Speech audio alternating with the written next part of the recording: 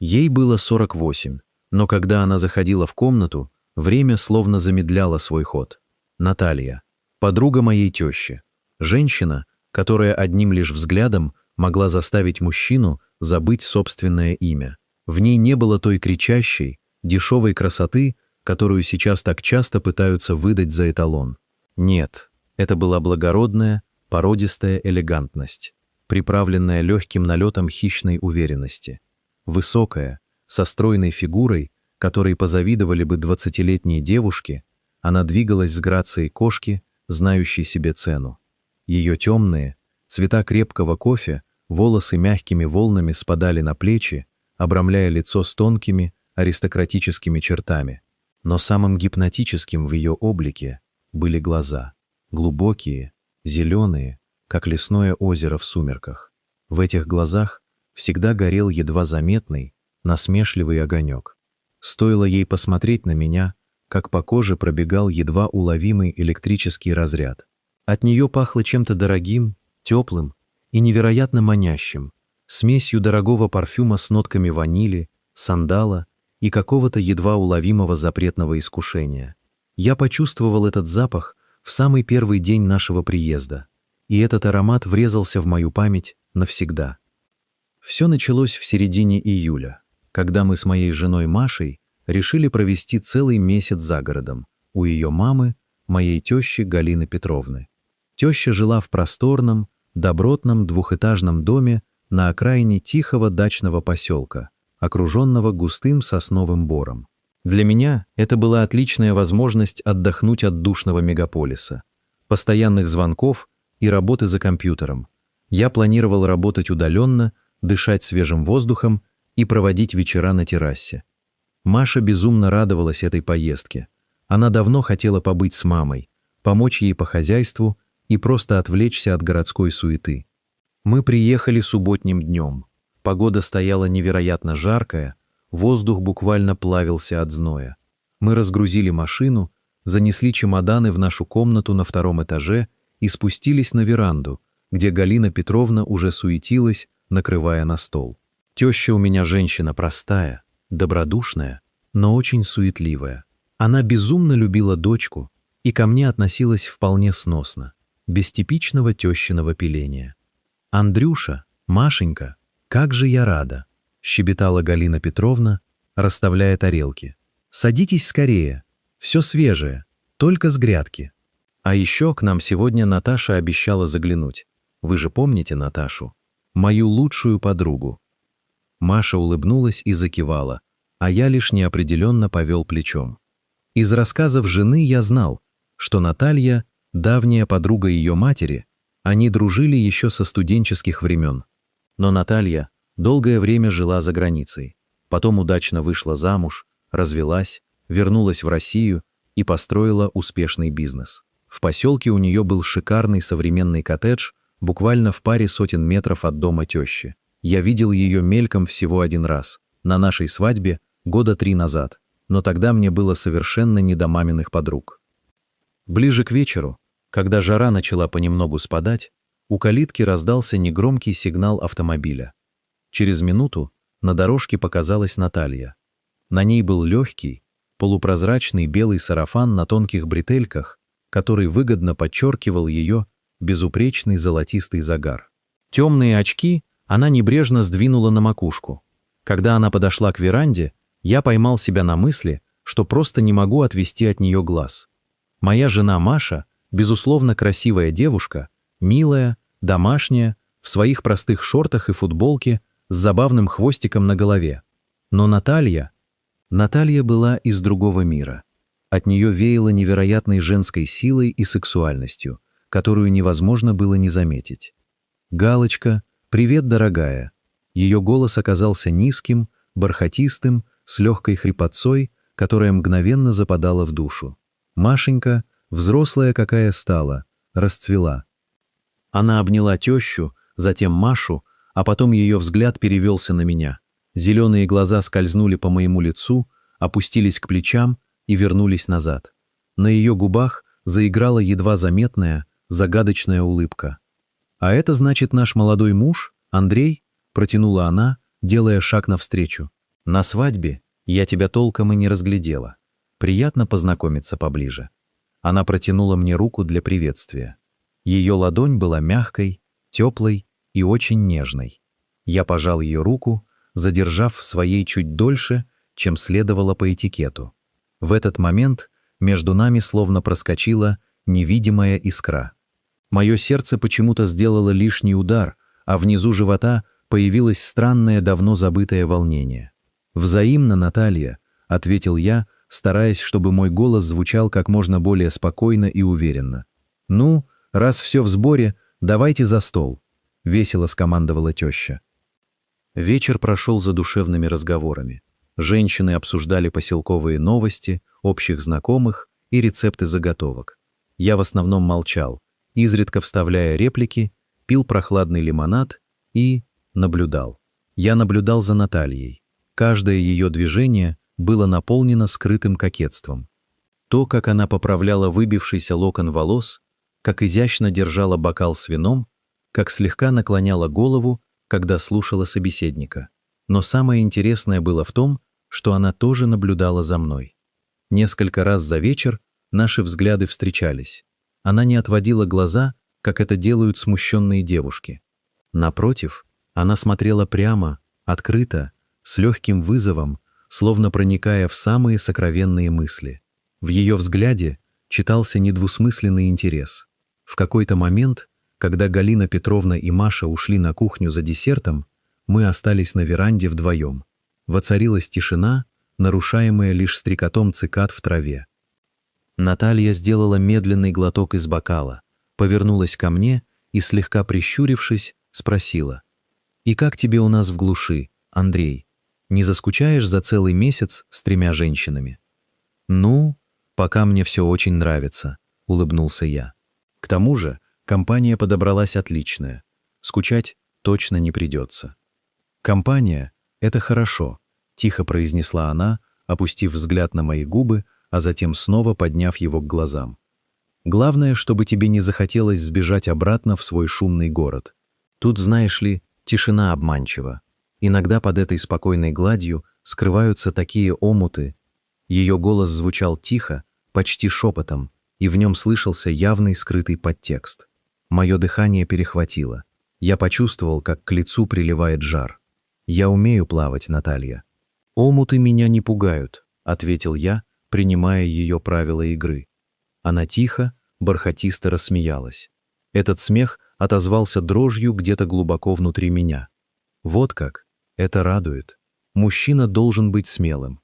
В этот момент вернулись Маша и Галина Петровна, неся чай и пирог. Разговор переключился на бытовые темы, но атмосфера между мной и Натальей изменилась безвозвратно. Между нами возникло негласное соглашение, тайное знание, о котором не подозревали ни моя жена, ни теща. Наталья пробыла у нас допоздна. Когда она уходила, на улице уже окончательно стемнело. Провожать ее вышли все вместе к калитке. Прощаясь, она снова пожала мне руку, но на этот раз ее указательный палец едва заметно провел по моей ладони. Это было настолько быстро и скрытно, что никто ничего не заметил, но меня буквально прошиб холодный пот. «Заходите в гости, соседи», — улыбнулась Наталья, глядя на нас с Машей, но ее глаза в этот момент смотрели только на меня. Мой дом всегда открыт для хороших людей. Ночью я долго не мог уснуть. Рядом тихо и мирно посапывала Маша, обняв меня за плечо. Я смотрел в темный потолок, слушал шум ветра в кронах сосен за окном, а перед глазами стоял образ Натальи. Ее полупрозрачный белый сарафан, ее зеленые, манящие глаза и то, как ее палец коснулся моей ладони. Я чувствовал себя предателем по отношению к жене, которую действительно любил, но в то же время во мне проснулся дикий, первобытный азарт. Запретный плод всегда сладок, и этот плод висел так близко, что отказаться от соблазна казалось невозможным. Я понимал, что этот месяц перевернет мою жизнь, но тогда я еще даже не догадывался, насколько далеко все зайдет. Прошло 3 дня, но ощущение того мимолетного прикосновения Натальи у калитки не покидало меня ни на минуту. Я пытался погрузиться в работу, подолгу сидел за ноутбуком на веранде, но строчки кода и рабочие чаты расплывались перед глазами. Вместо этого я постоянно ловил себя на том, что прислушиваюсь к каждому шороху за забором и бросаю взгляды на дорогу, ведущую к ее дому. Моя жена Маша ничего не замечала. Она была полностью поглощена общением с матерью. Они вместе занимались садом, обсуждали какие-то семейные дела, готовили обеды и выглядели абсолютно счастливыми. Я же чувствовал себя заговорщиком, который несет в кармане заряженную бомбу и боится взлететь на воздух от любого неосторожного движения. На 4-й день нашего пребывания в поселке погода окончательно разбушевалась. Жара стояла просто невыносимая, за 35 градусов в тени. Воздух казался густым, как сироп, и даже сосновый бор не приносил привычной прохлады. За завтраком Галина Петровна, обмахиваясь веером, объявила: «Все, больше не могу. Машенька, нам нужно срочно поехать в город, в торговый центр. Во-первых, кондиционеры там работают, а во-вторых, мне нужно забрать тот садовый гарнитур, который я заказывала, и еще кое-какие документы оформить. Андрюша, ты как, с нами?» Я изобразил на лице крайнюю степень сожаления и покачал головой, указав на открытый ноутбук. «Девочки, с удовольствием бы, но у меня сегодня важный созвон с заказчиком, а потом нужно сдать крупный проект. Если я сейчас уеду, то завалю все сроки. Вы поезжайте, а я тут в теньке поработаю». «Ну вот, вечно ты в своих компьютерах», — беззлобно поворчала теща, но настаивать не стала. Маша подошла ко мне, нежно поцеловала в щеку и прошептала: «Не скучай тут без нас, мой труженик. Мы постараемся обернуться побыстрее, но, скорее всего, вернемся только к вечеру. Дороги могут быть забиты». Я обнял ее, чувствуя очередной укол совести. Жена у меня была золотая, добрая, доверчивая, любящая. Но это странное, темное притяжение к 48-летней подруге ее матери уже пустило корни в моей голове, и эти корни крепли с каждым часом. Примерно в 11 часов утра старенькая иномарка тещи выехала за ворота и скрылась в облаке пыли. На дачном участке воцарилась абсолютная, звенящая тишина. Слышно было только, как лениво жужжат шмели над клумбами, да где-то в вышине шумят верхушки вековых сосен. Я вздохнул с облегчением, закрыл ноутбук и откинулся на спинку кресла. Работать в такую жару все равно было невозможно. Я снял футболку, оставшись в одних легких шортах, и решил сходить к колодцу, чтобы умыться ледяной водой. Только я подошел к колодцу и набрал ведро, как за спиной раздался негромкий, бархатистый голос, от которого у меня перехватило дыхание. «Бог в помощь, сосед! Не слишком ли жарко для тяжелой работы?» Я резко обернулся. У калитки стояла Наталья. Сегодня на ней были короткие джинсовые шорты, выгодно подчеркивающие ее длинные, подтянутые ноги с ровным золотистым загаром, и легкая, свободная шелковая блузка изумрудного цвета, расстегнутая на несколько верхних пуговиц. Ее темные волосы были небрежно собраны в высокий хвост, открывая изящную шею. Она держала в руках плетеную корзину со спелой, крупной клубникой. «Здравствуйте, Наталья», — ответил я, стараясь выровнять дыхание. «Да вот, решил немного освежиться. А вы какими судьбами?» Она не спеша вошла на участок, покачивая бедрами в такт своим легким шагам. Каждое ее движение было наполнено невероятной уверенностью и женской силой. «Да вот, шла мимо, решила занести вам клубники со своего огорода. Она у меня в этом году просто волшебная, сладкая, как мед. А где же Галочка и Маша? Почему-то машины у ворот не видно. Они уехали в город», — сказал я, чувствуя, как внутри все сжимается от сладкого предвкушения. «За садовым гарнитуром и по делам. Будут только к вечеру. Так что я сегодня остался за главного. Караулю дом». Наталья остановилась буквально в шаге от меня. Расстояние между нами было настолько малым, что я снова почувствовал этот ее фирменный, дурманящий аромат дорогого парфюма, смешанный со сладким запахом клубники и нагретой солнцем кожи. Она посмотрела на мою обнаженную грудь, ее взгляд медленно скользнул по моим плечам, задерживаясь на прессе, а затем вернулся к моим глазам. В ее зеленых омутах вспыхнул тот самый насмешливый, хищный огонек. «О, так ты, значит, совсем один?» — протянула она, и ее голос стал еще более низким и интимным. «Бедный мальчик, оставили тебя на растерзание этой невыносимой жаре. И как тебе работается в одиночестве?» «Плохо работается», — честно признался я, не в силах отвести взгляд от ее полуоткрытых губ. Мысли постоянно куда-то улетают, не получается сосредоточиться. «Понимаю тебя». Наталья сделала еще полшага вперед. Теперь я мог разглядеть крошечную родинку на ее шее и то, как быстро бьется жилка у нее на ключице. В такую погоду вредно работать. Нужно уметь отдыхать. Знаешь, у меня дома работает кондиционер. Там прохладно и очень уютно. А еще у меня в холодильнике стоит бутылка потрясающего ледяного белого вина. И мне, признаться, ужасно скучно пить его в одиночестве. Не хочешь составить мне компанию, поможешь мне донести эту корзину?» Это было прямое предложение. Завуалированное, но абсолютно понятное. Мой разум кричал мне: «Остановись, что ты делаешь? Это подруга твоей тещи, у тебя есть жена». Но тело и первобытные инстинкты напрочь заглушали этот голос разума. Адреналин ударил в голову с такой силой, что у меня слегка закружилась голова. От предложения спастись от жары в прохладном доме с ледяным вином просто невозможно отказаться, ответил я, глядя ей прямо в глаза. Наталья довольно улыбнулась, и эта улыбка была улыбкой победительницы, которая точно знала, что ее жертва уже на крючке. «Вот и отлично. Идем, Андрей. Только футболку надень, а то обгоришь на солнце. Хотя тебе и так очень хорошо». Я быстро накинул легкую футболку, закрыл входную дверь дома тещи на ключ и пошел вслед за Натальей. Мы шли по узкой поселковой тропинке между высокими деревянными заборами. Она шла чуть впереди, и я не мог не любоваться ее безупречной фигурой, тем, как плавно и соблазнительно двигались ее бедра.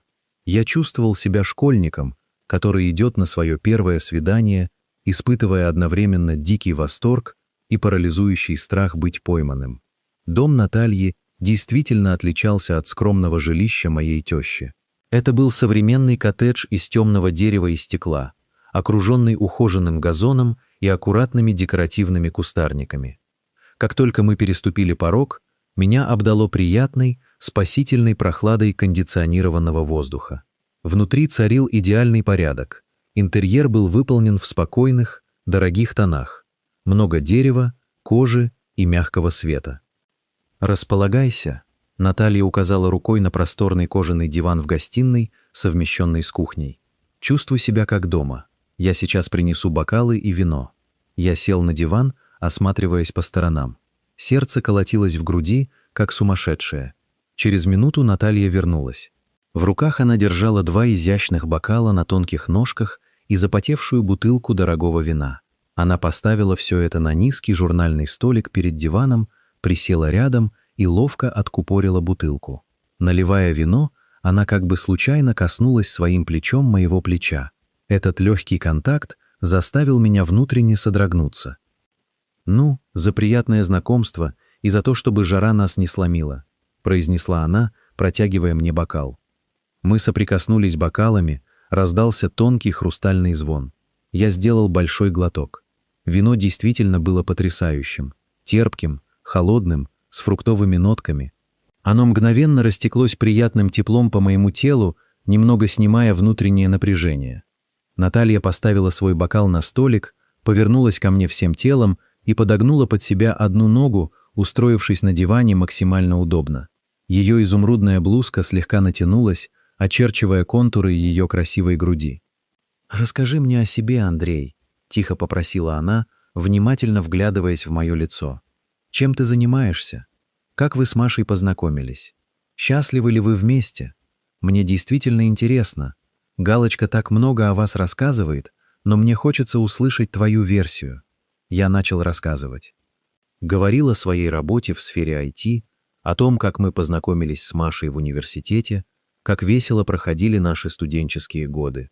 Но чем дольше я говорил, тем больше понимал, что Наталья на самом деле не слушает мои слова. Она слушала мой голос, наблюдала за тем, как двигаются мои губы, как я жестикулирую. Ее взгляд был теплым, обволакивающим и невероятно притягательным. «Ты очень интересный мужчина, Андрей», — тихо перебила она меня, когда я замолчал, чтобы сделать очередной глоток вина. «И очень привлекательный. Маше невероятно повезло с тобой. Но знаешь, что я заметила?» «Что же?» — спросил я, чувствуя, как мой голос предательски хрипнет.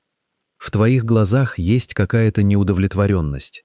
Она протянула руку и аккуратно, едва касаясь, провела кончиками пальцев по моему предплечью. От этого прикосновения у меня по спине побежали крупные мурашки. «Ты кажешься очень правильным, очень примерным мужем, но внутри тебя живет бунтарь. Тебе скучно в этих рамках правильности, верно? Тебе хочется чего-то большего, чего-то острого, запретного». Ее пальцы медленно поднимались выше по моей руке, дойдя до плеча, а затем переместились на шею. Она слегка наклонилась вперед, так что наши лица оказались на расстоянии всего нескольких сантиметров. Я чувствовал ее теплое дыхание на своих губах. В ее глазах плескалось такое откровенное, нескрываемое желание, что у меня окончательно отключились все тормоза. «Наталья, это неправильно». Попытался я произнести последнее слабое возражение, но мой собственный голос прозвучал как капитуляция. «А кто решает, что правильно, а что нет?» — прошептала она, и ее губы коснулись мочки моего уха. «Мы здесь одни. Никто никогда ничего не узнает. Расслабься, Андрей. Просто позволь себе то, чего ты так сильно хочешь».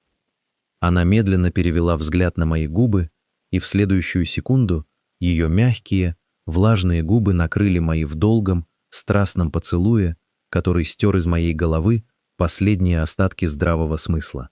Этот поцелуй перевернул все. Он не был похож на те нежные, привычные поцелуи, к которым я привык за годы брака с Машей. В нем чувствовался огромный опыт, зрелая страсть и абсолютная власть этой женщины над ситуацией. Наталья целовала меня уверенно, напористо, заставляя забыть обо всем на свете. Мои руки сами собой легли на ее талию, чувствуя под тонким шелком блузки горячую, упругую кожу.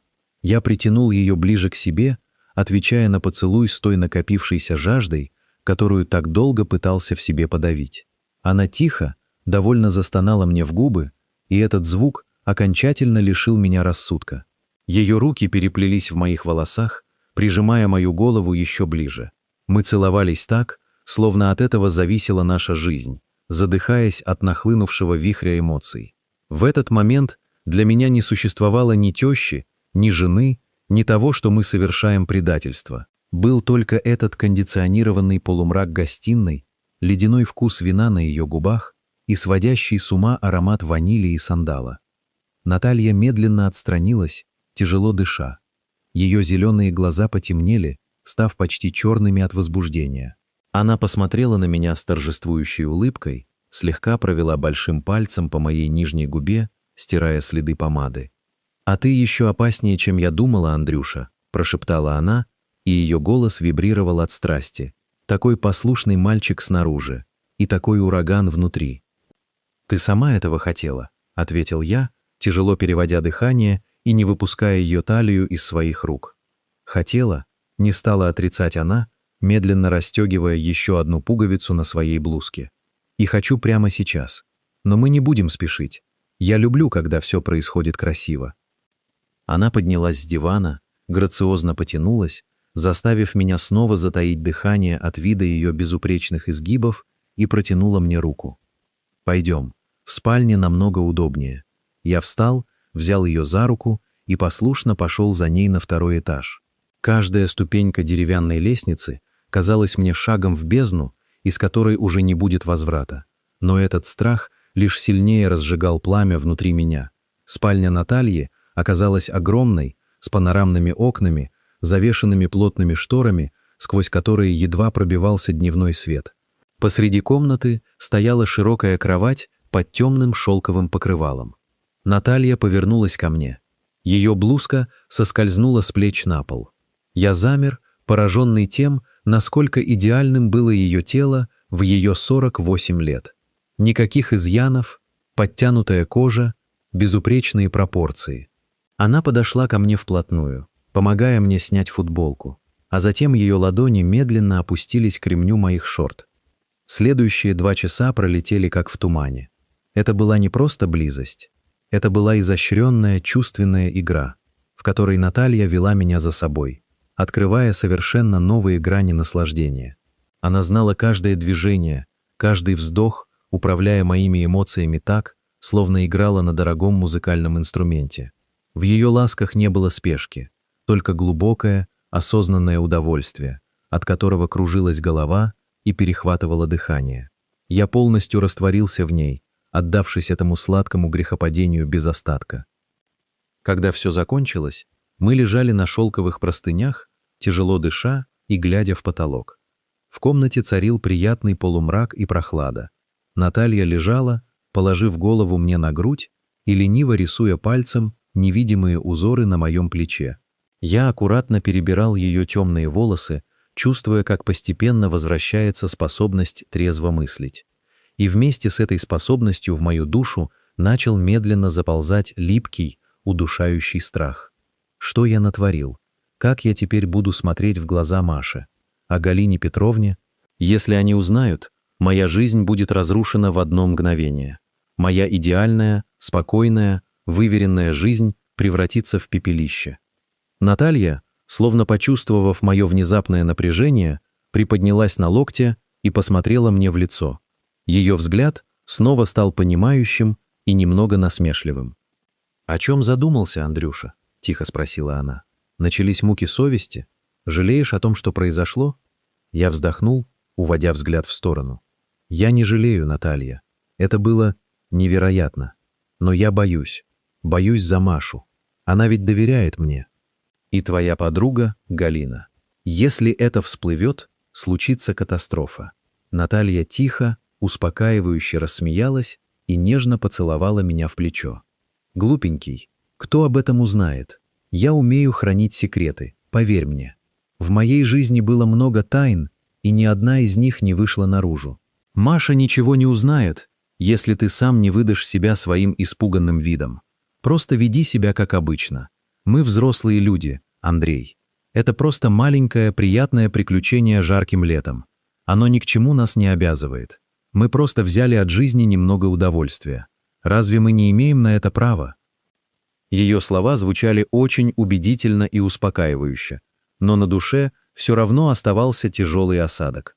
Я посмотрел на настенные часы. Было уже около 3 часов дня. Маша с матерью могли вернуться в любой момент, если дела в городе завершатся быстрее. «Мне пора идти», — сказал я, приподнимаясь на кровати. «Нужно успеть вернуться до их приезда, открыть ноутбук и сделать вид, что я работал весь день». «Да, конечно», — согласилась Наталья, легко поднимаясь с постели и накидывая на плечи легкий шелковый халатик. «Делу время, как говорится. Иди, мой хороший. Но помни, наш секрет — это только наш секрет». Я быстро оделся, стараясь не смотреть на себя в зеркало. Наталья проводила меня до двери. На прощание она снова крепко обняла меня и прошептала на ухо: «Это ведь только начало, правда? У нас впереди еще целый месяц». Я ничего не ответил, лишь слегка сжал ее плечо, выскользнул за дверь и быстрым шагом направился обратно к дому тещи. Добежав до участка, я первым делом проверил калитку. Все было заперто, машины не было. Облегченно выдохнув, я зашел в дом, умылся ледяной водой, пытаясь смыть с себя запах Натальи и следы нашего безумия. Затем я переоделся в свежую одежду, бросил испачканную футболку в стиральную машину, открыл ноутбук на веранде и уставился в экран, силясь сосредоточиться. Сердце все еще колотилось, а руки слегка дрожали. Примерно через час у ворот послышался знакомый гудок. Маша и Галина Петровна вернулись. Я заставил себя улыбнуться, поднялся и пошел встречать их, чувствуя себя самым последним подлецом на свете. «Привет, любимый!» Маша выбежала из машины и крепко обняла меня за шею. «Мы так устали, на дорогах жуткие пробки, но зато все купили. Как ты тут без нас? Не соскучился? Не перетрудился?» Она заглянула мне в глаза своим чистым, доверчивым взглядом. В этот момент Мне захотелось провалиться сквозь землю. «Все хорошо, малыш», — выдавил я из себя улыбку, целуя ее в лоб. «Работал весь день. Проект почти закончил. Рад, что вы вернулись». «Ой, Андрюша, помоги нам разгрузить багажник», — послышался голос тещи. «Там этот гарнитур. Он такой тяжелый». Я бросился помогать, стараясь занять себя физическим трудом, чтобы заглушить голос совести. Но пока я таскал коробки, мой взгляд то и дело возвращался к дороге, ведущей к дому Натальи. Я понимал, что переступил черту, за которой обратного пути уже нет. И самое страшное было в том, что, несмотря на весь свой страх, я уже ждал нашей следующей встречи. Следующие несколько дней превратились для меня в изощренную пытку, сотканную из сладкого предвкушения и удушающей паранойи. Каждый раз, когда Маша обнимала меня, целовала перед сном или просто тепло улыбалась, меня изнутри выжигало чувство вины. Но стоило мне закрыть глаза, как в памяти всплывали зеленые, насмешливые глаза Натальи, ее шелковый халат, соскальзывающий с плеч, и невероятная, зрелая страсть, которой она меня окружила. Я стал заложником этой двойной игры. Наталья вела себя безупречно.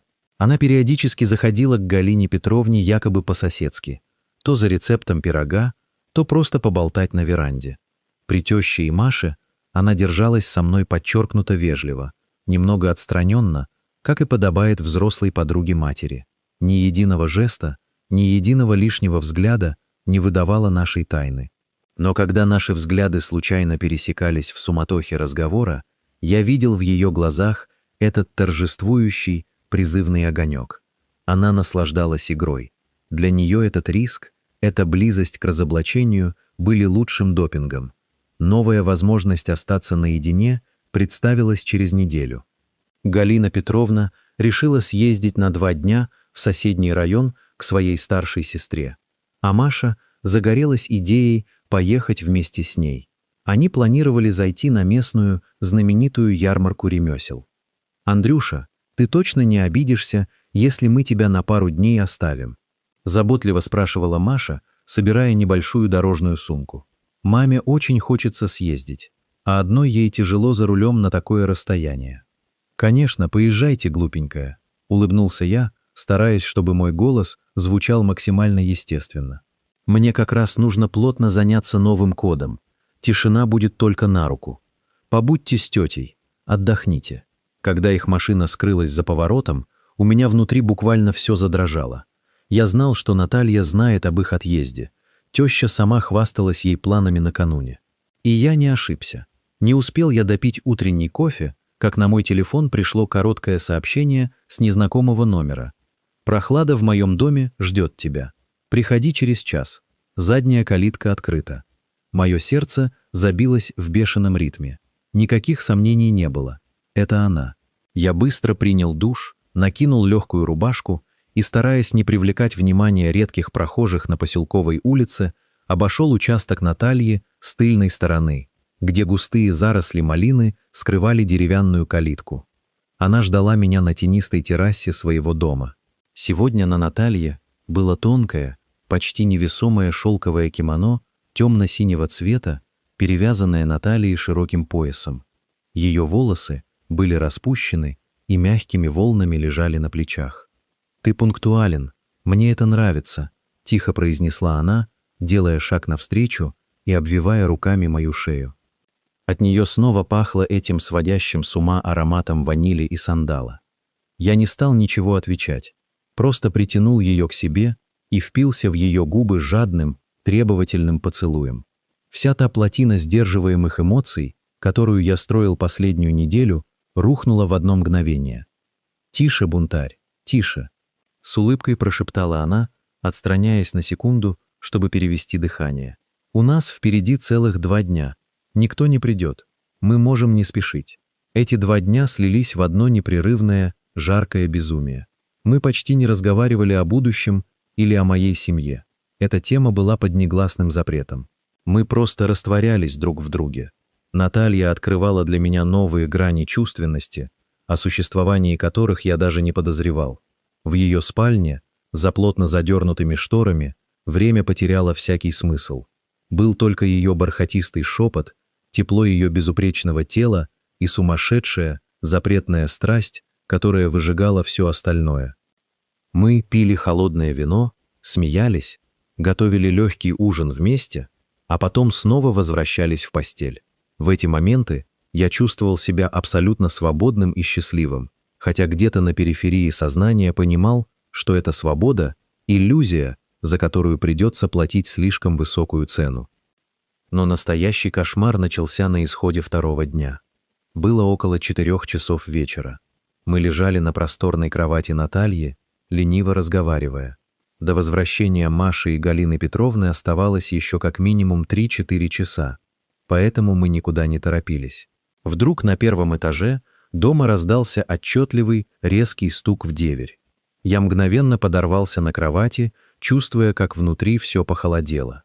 «Тише, не паникуй», — шепотом произнесла Наталья, хотя ее глаза тоже на мгновение округлились от неожиданности. «Наверное, почтальон или кто-то из соседей. Лежи здесь и не высовывайся. Я сейчас спущусь и разберусь». Она быстро накинула халат, завязала пояс и вышла из комнаты, аккуратно прикрыв за собой дверь. Я остался сидеть на кровати, боясь даже вздохнуть.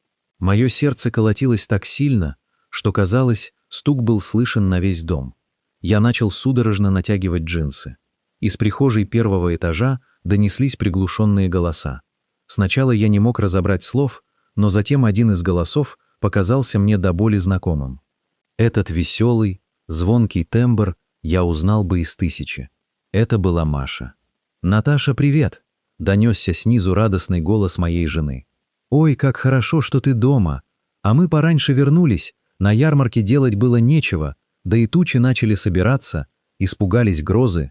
Представляешь, Андрюше звоню, у него телефон недоступен, наверное, опять в наушниках работает и ничего не слышит. Зашли домой, его там нет, ноутбук закрыт. Мама говорит, он, может, к тебе пошел, ты же просила его с каким-то насосом помочь, он не у тебя?» В этот момент у меня перед глазами все поплыло. Воздуха в легких катастрофически не хватало. Я стоял посреди чужой спальни, наполовину одетый, понимая, что моя жена находится буквально в 10 метрах от меня, внизу, у подножия лестницы. Один ее шаг вверх, и все будет кончено. Мой брак, моя репутация, моя жизнь — все разлетится на мелкие осколки. В этот момент секунды казались часами. Я замер, боясь сделать даже вдох, а в ушах набатом стучала кровь. Вся моя жизнь сжалась до размеров этой чужой спальни, где на полу все еще валялась моя рубашка. Одно неловкое движение, скрип половицы, и лавина обрушится на мою голову. Снизу послышался бархатистый, абсолютно спокойный голос Натальи. В ее интонациях не было ни капли волнения, что поразило меня до глубины души. «Машенька, привет, дорогая!» — приветливо отозвалась она. «Какая жалость, что вы на ярмарку зря съездили. А Андрея твоего у меня нет. Он заходил ко мне буквально пару часов назад.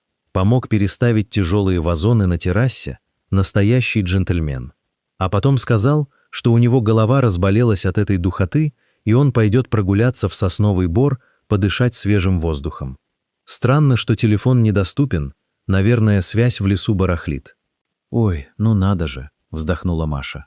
Голос ее звучал совсем близко, у самой лестницы. А я уже испугалась, куда он делся. Телефон и правда часто в лесу не ловит. Ладно, побегу тогда домой, приготовлю ему что-нибудь прохладное, а то он совсем у меня из-за работы изнурился. «Спасибо тебе, Наташ». «Не за что, милая. Забегайте вечером на чай», — тепло ответила Наталья. Послышался хлопок входной двери, а затем тихие шаги Натальи, поднимающейся по лестнице. Она вошла в спальню, аккуратно закрыла дверь и прислонилась к ней спиной. Ее лицо было бледным, но на губах играла все та же торжествующая, безумная улыбка. «Ну что, испугался? Бунтарь?» — прошептала она, подходя ко мне и кладя ладони на мою напряженную грудь. «Сердце сейчас из груди выскочит. Наталья, это безумие», — хрипло ответил я, судорожно застегивая рубашку. Мы были на волосок от гибели. Если бы она поднялась сюда, но она не поднялась. Мягко перебила она, целуя меня в подбородок. «Я же говорила тебе, со мной ты в безопасности, но тебе действительно пора бежать. Обойди через лес, сделай крюк и зайди на участок со стороны дороги, будто действительно гулял. И включи, наконец, телефон». Я не стал спорить. Быстро натянул обувь, в последний раз взглянул в ее зеленые, манящие глаза, в которых не было ни капли раскаяния, и выскользнул через заднюю калитку. Я бежал по лесной тропинке, не разбирая дороги. Ветки сосен хлестали меня по лицу, а легкие обжигал сухой, горячий воздух. На ходу я включил телефон. Он тут же разразился каскадом пропущенных вызовов и сообщений от Маши. Быстро сориентировавшись, я вышел на главную поселковую дорогу, замедлил шаг, стараясь выровнять дыхание, и пошел к дому тещи. Когда я вошел во двор, Маша стояла на веранде.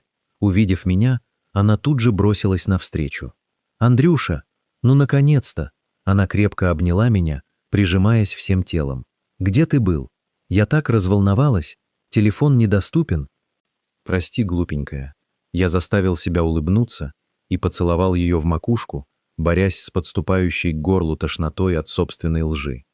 Голова разболелась в этой духоте, решил прогуляться в лесу, подышать сосновым воздухом. А телефон, видимо, разрядился или сеть потерял. «Наталья сказала, что вы вернулись?» «Да, я к ней заходила». Маша отстранилась и заботливо заглянула мне в глаза. Она сказала: «Ты ей помог. Спасибо тебе. Ты у меня такой золотой. Идем в дом. Я сделала холодную окрошку, тебе нужно поесть и отдохнуть». Весь вечер прошел как в тумане. Я сидел за столом, ел, поддерживал бессмысленную беседу с тещей и женой, но внутри меня все кричало от ужаса. Я смотрел на Машу, ее чистые, любящие глаза, ее заботливые руки и понимал, что предаю ее каждую секунду, просто находясь рядом и скрывая правду. Но в то же время я понимал и другое. Страх разоблачения не остановил меня. Он лишь добавил в эту запретную связь тот самый острый, ядовитый вкус, от которого я уже не мог отказаться. Ночью, когда Маша уснула, мне на телефон пришло тихое уведомление. Это было сообщение от Натальи. Сегодня было слишком близко к краю, и это было великолепно. «Жду тебя завтра на нашем месте». Я удалил сообщение, повернулся на бок и посмотрел на спящую жену. Впереди оставалось еще 2 недели нашего отпуска. 2 недели на грани полной катастрофы. Последние 2 недели отпуска пронеслись как одно сплошное, затяжное падение в бездну. Мы с Натальей встречались еще несколько раз, выкраивая короткие безумные часы, когда Маша с Галиной Петровной уезжали на рынок или занимались хозяйством. Каждое свидание было пропитано острым чувством опасности. Мы больше не скрывали от самих себя, что играем с огнем на пороховом складе. Страх разоблачения уже не пугал меня. Он стал наркотиком, без которого воздух казался пресным. Но у любого, даже самого сладкого безумия, всегда есть финал. И наш финал наступил в последний день июля, накануне нашего отъезда обратно в город. Погода резко изменилась. На смену изнуряющей жаре пришел тяжелый свинцовый фронт. Небо над Сосновым Бором затянуло грозовыми тучами, ветер неистово трепал верхушки деревьев, предвещая сильный ливень. Галина Петровна уехала на своей машине в райцентр, чтобы уладить последние дела перед нашим отъездом, а Маша осталась дома собирать наши вещи. Я помогал жене упаковывать чемоданы на 2-м этаже, когда на телефон пришла короткая СМС от Натальи. «Выйди на веранду». Я на секунду замер, затем аккуратно отложил стопку футболок и сказал Маше, что спущусь вниз, проверить, закрыты ли окна на 1-м этаже перед грозой. Спустившись на веранду, я обомлел. Наталья стояла у калитки нашего двора. На ней был легкий темный плащ, наброшенный прямо на домашнее платье. Ветер развевал ее темные волосы, а в зеленых глазах, обычно таких уверенных и насмешливых, сейчас читалась какая-то странная, лихорадочная тревога. Увидев меня, она сделала знак рукой, призывая подойти. Я быстро выбежал к калитке, стараясь держаться в тени раскидистой сирени, чтобы меня не было видно из окон 2-го этажа. «Наталья, ты с ума сошла», — прошептал я, оглядываясь назад. «Маша наверху, Она собирает вещи. Зачем ты пришла сюда? Она сделала шаг вперед, схватила меня за руку, и ее пальцы оказались ледяными, несмотря на теплый ветер. «Андрей, послушай меня внимательно». Тихо, но очень четко произнесла она. «Наша игра окончена. Завтра вы уезжаете в город. И это должно остаться здесь, в этом поселке, навсегда». Я растерянно посмотрел на нее. В глубине души я понимал, что этот момент неизбежен, но услышать это сейчас, за день до отъезда, было как удар под дых. «О чем ты? Мы же можем встречаться в городе!» Попытался я возразить, но она приложила свой холодный пальчик к моим губам, пресекая любые споры. «Нет, Андрей, в городе у тебя своя жизнь, работа, Маша, а у меня свой бизнес и свои планы. То, что произошло между нами, это была прекрасная, жаркая летняя сказка. Запретная, опасная, сводящая с ума сказка. Но сказки должны заканчиваться вовремя, пока они не превратились в кошмар. Если мы перенесем это в город, мы уничтожим все. И ее, и себя». Она посмотрела на меня долгим, пронизывающим взглядом, в котором на мгновение промелькнула настоящая, ненаигранная нежность. «Ты потрясающий мужчина. Но пообещай мне, что сейчас ты вернешься в дом, обнимешь свою жену и сделаешь ее счастливой. Ты должен забыть меня, Андрей. Сделай вид, что этого лета никогда не было». В этот момент с неба упали первые крупные капли дождя. Послышался глухой, раскатистый удар грома. Наталья медленно отпустила мою руку, сделала шаг назад и, горько улыбнувшись, прошептала: «Прощай, мой храбрый бунтарь». Она повернулась и быстрым шагом пошла по дороге, скрываясь в пелене начавшегося ливня. Я стоял под проливным дождем, чувствуя, как холодная вода мгновенно пропитывает мою футболку, смешиваясь с катящимися по лицу каплями. Внутри меня зияла огромная пустая дыра. Игра закончилась. «Андрюша, ты где? Заходи скорее в дом, ливень же начался!» Раздался с крыльца обеспокоенный голос Маши. Я вздрогнул, повернулся и пошел к дому. Маша стояла в дверях с полотенцем в руках. Она тут же принялась заботливо вытирать мои мокрые волосы, что-то весело рассказывая о том, как хорошо мы устроимся дома в городе. Я смотрел на нее, чувствуя, как к горлу подкатывает ком. На следующий день мы уехали. По дороге в город я всю дорогу молчал, глядя на проплывающие за окном подмосковные пейзажи. Маша тихо спала на пассажирском сиденье, положив голову мне на плечо. Прошло несколько месяцев. Мы вернулись к нашей привычной, размеренной городской жизни. Я по-прежнему работаю, мы ходим в кино по выходным, планируем покупку новой квартиры.